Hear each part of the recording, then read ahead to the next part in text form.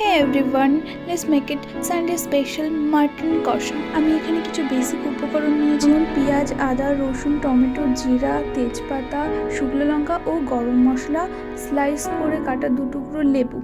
এই সব কিছু ভালো করে মিক্সার গ্রাইন্ডারে মিক্স করার পরে 500 গ্রাম চিকেনে 1 টুকরো লেবুর রস, পরিমাণ মতন লবণ, পরিমাণ মতন হলুদ, কাঁচা সরিষার তেল এবং মিক্সার করা মশলাটা দিয়ে হাতের সাহায্যে ভালো করে ম্যারিনেট করে কিছুক্ষণ মাটনটাকে রেস্টে দিতে হবে।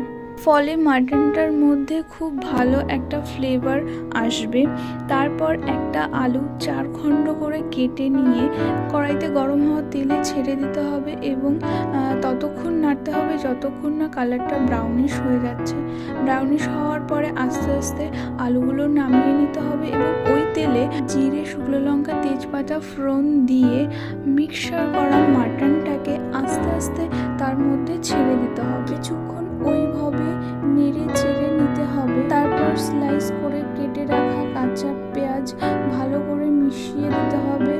নেড়ে ধীরে ধীরে মাটন থেকে যখন তেল ছাড়বে তখন বাটি ধোয়া জল এবং পরিমাণ মতো ঠান্ডা জল দিয়ে একটু নেড়ে চেড়ে তাতে ভেজে রাখা আলু ঝোলের উপরে ছেড়ে দিতে হবে এবং ভালো করে নেড়ে চেড়ে খানিকক্ষণ ঢাকনা দিয়ে 10 মিনিট লো ফ্লেমে রেখে ঢাকনাটা উঠিয়ে দেখতে হবে মাটনটা প্রায় হয়ে এসছে।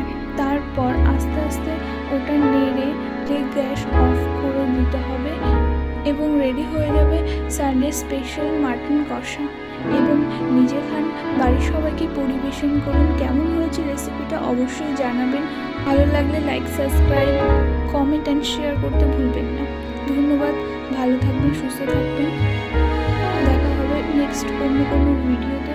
ততক্ষণ আপনারা দেখুন ফাইনাল লুকটা কেমন হচ্ছে। Thank you for watching.